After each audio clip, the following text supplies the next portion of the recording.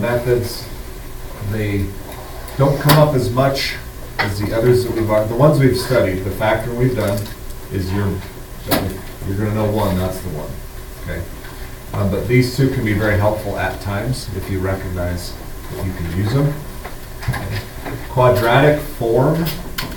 Okay, so you know what a quadratic is, right?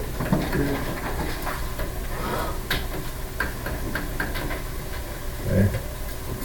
Let's make that factor.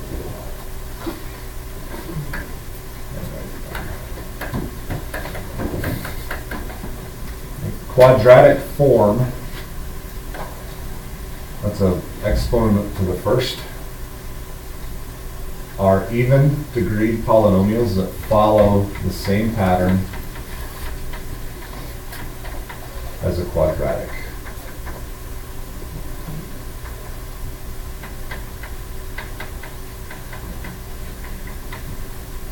You see the pattern? You have 2, and then half of that is 1, and then nothing, right? 4, half of that is 2, and nothing. 6, half of that's 3, nothing. If that pattern follows, what would another one be? 12 and 6. Okay, you could do x to the 12th plus 2x to the 6th. Okay. Anything that's formatted like a quadratic, and we can use quadratic factoring techniques to solve it. Okay. So, what are the factors of that quadratic?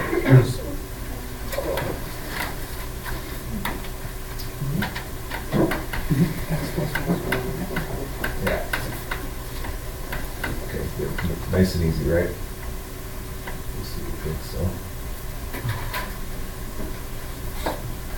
So that would make the factors of that. X squared plus 1.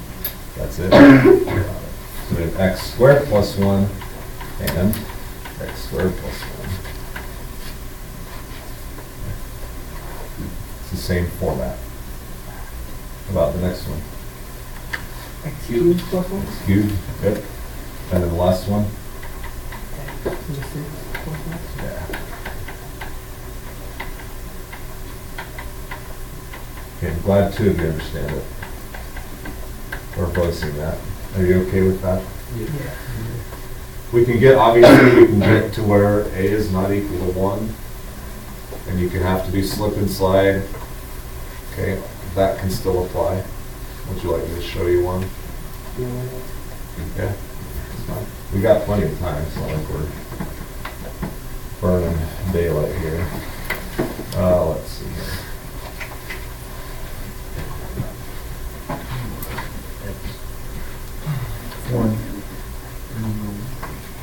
How about number 9?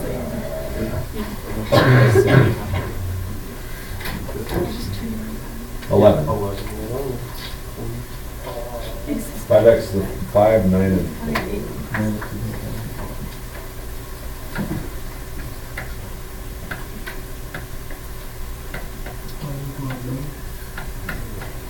Is it minus? I'm pretty sure it is.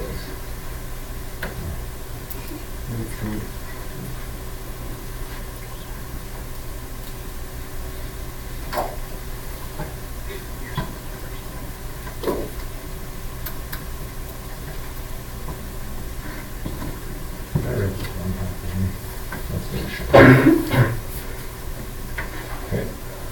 Hopefully it's factorable. So again, quadratic format, right? We can try to use slip and slide here. So what do we get? X cubed minus 9x squared plus 1. Yeah, we can do this. Factors. 5 and 4. Minus 5 minus 4. There you go.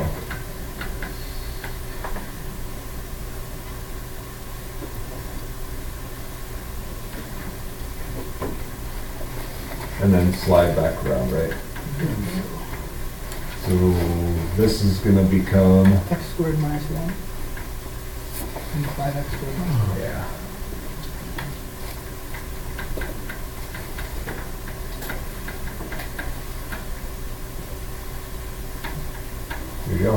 same techniques. You just change the exponent, that's all you've done. Exactly. So then to find the zero, would you have to square root? Like the Yeah, square root of one well, would be that's zero. a good question.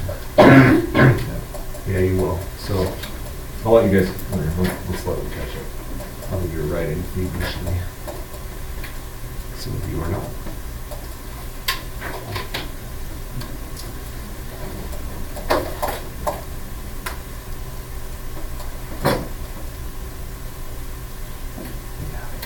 Like you said, sometimes you're going to be asked to find zeros. You do have to set these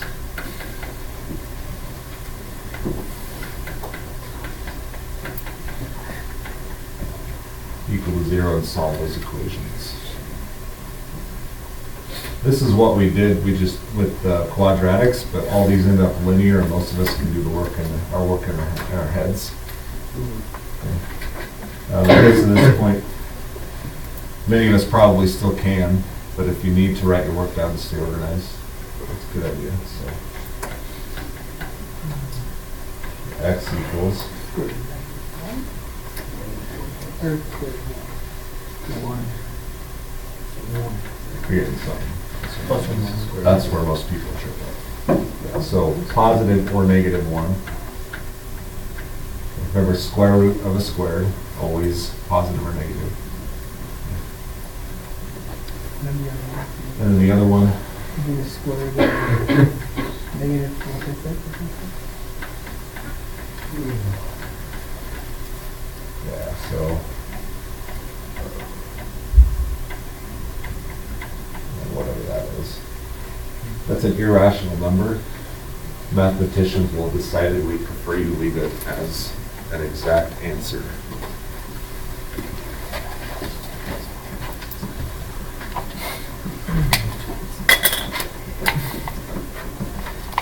Any questions? Okay, so quadratic form should be something that you hook onto pretty quick. Sorry, microphone died. There, back online.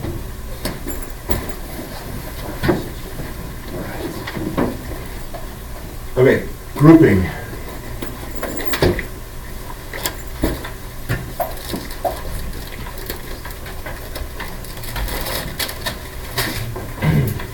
Okay, this is a technique we use when we see a 4-term polynomial, or it's possible. Okay. Most of the time we'll see this with a cubic. With degree 3. And it's basically using the distributive property to our advantage. So,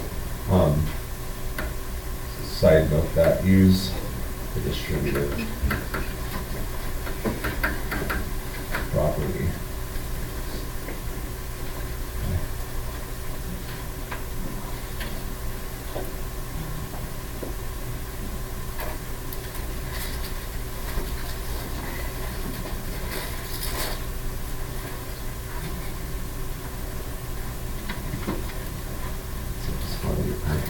So, just to refresh,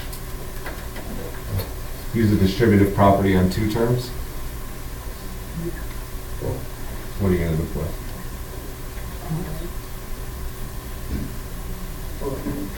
So is that what you're looking Yeah, at? or factor that.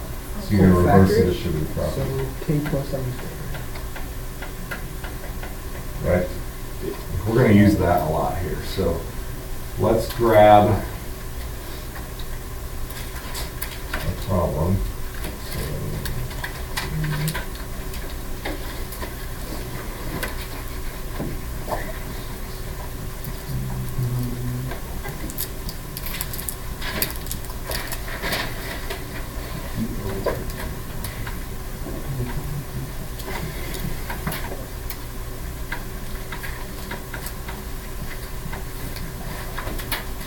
Yeah.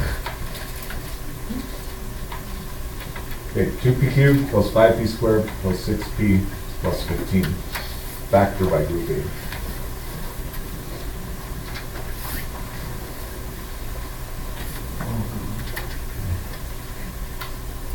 So we're going to use the factor of the distributive property 3 different times here. Okay.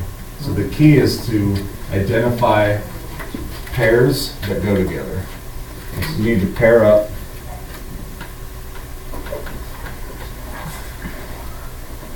items that have like terms with common factors. Okay. So these two have a common factor of, so we're going to put those together. Okay. Do these two have a common factor? Yeah. What is it? 3. 3. Okay, so they do have a common factor. Right. Okay, so I've heard some of you say p squared, right? So we're going to pull a p squared out. What's left? 2p plus 5. 5. Okay. Then pull 3 out, and we get. All right, look at that. They match. That's the goal. You want those to match. And then it's 2p plus 5 squared and then p. So you have just used the factored with the distributive property twice. You're going to do it again here. Because we have a common term and a common term, right? So we can pull those out. Right. So we end up with 2p plus 5 out front. Nope, just one of them. We're pulling that out to the front. Kind of like we pulled a p squared and a p squared out. Yeah. It stays p squared. Okay. You pull that out and that out, it stays the same. And you're left with p squared plus 3. Okay. It's kind of a funky way to use the distributive property with bigger terms. But you grouped, and you factored, and you factored again. So again, it's pretty unique to 4-term polynomials, usually cubics. But you've got yourself factored polynomial now.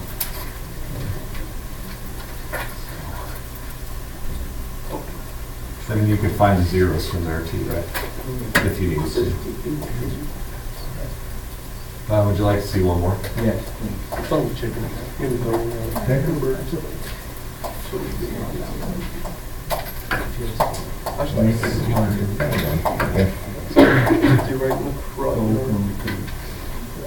Most of them are fairly, I wouldn't call them easy. Some people are straightforward. Let's try number 8. Yeah. You have to go for that one. Okay, that's fun. To some of us, maybe. Not to others of us. 224 AZ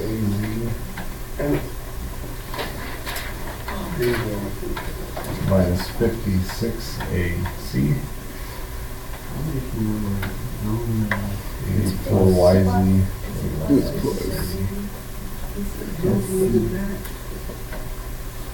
Yep. I think it's YZ. Yeah, YC. Okay, most of the time you're going to be given these in the order that they already need to be in. So you can just group and go. But it is potential that you would have to rearrange. Do we need to rearrange here? No. I'm pretty sure we do not. You see some common terms? Probably. Okay, we have A. Yeah. We can fact, these are both even, so we can factor something out of there as well, right? Bet 56. Yeah, that's it. 56. Yeah, right. A. What's left? 4. 4Z plus C. And then, Here's what's nice about this one. You have to have a 4z plus c over here or it doesn't work. Right? These have to be the same. And so can we factor something out? 21. Yeah, it has to be negative 21, right? And a y. Does that work? We end up with 4z and, yeah, c. So you can kind of work this a little bit backwards, manipulate it to your advantage. And if that doesn't, if these don't match, you can't factor it like it's not matched. Yeah, so our final, Jerry,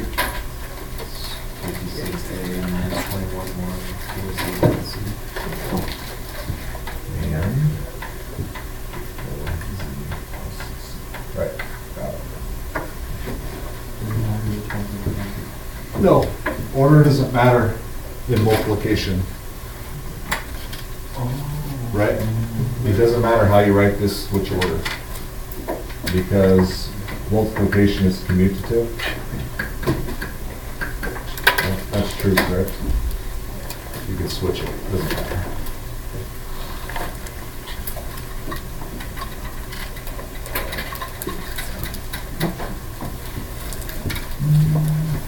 Okay. I think I don't know if I can find one quickly that you have to rearrange. No. But we can try.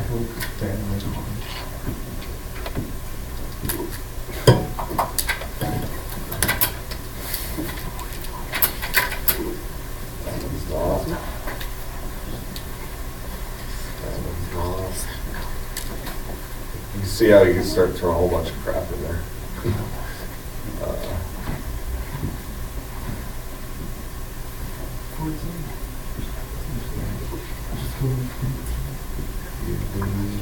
Yeah, I don't see any that you have to rearrange.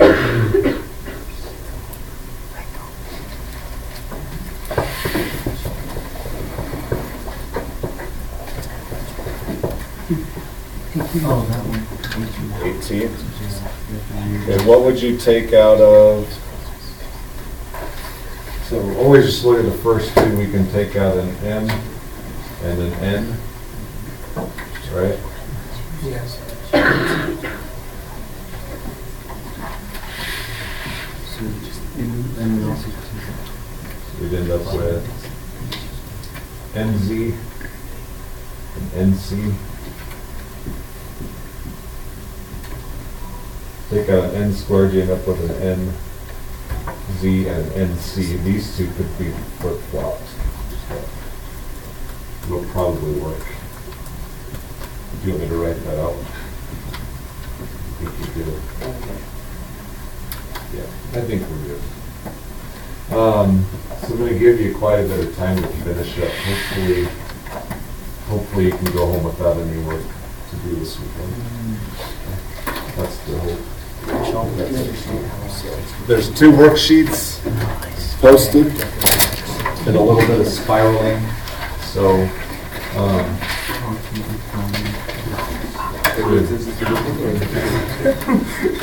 grouping worksheet.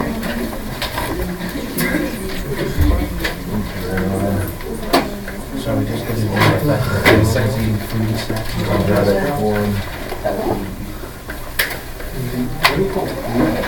That's what it's on the back. Fruits there.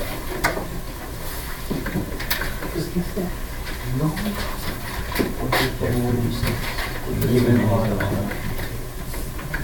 you might get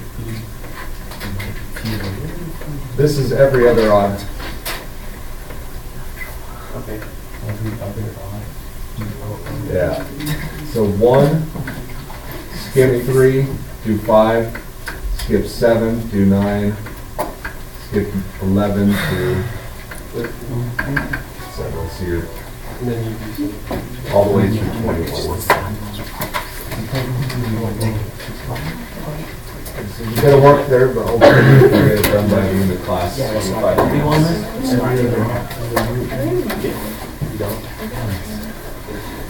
Nice try.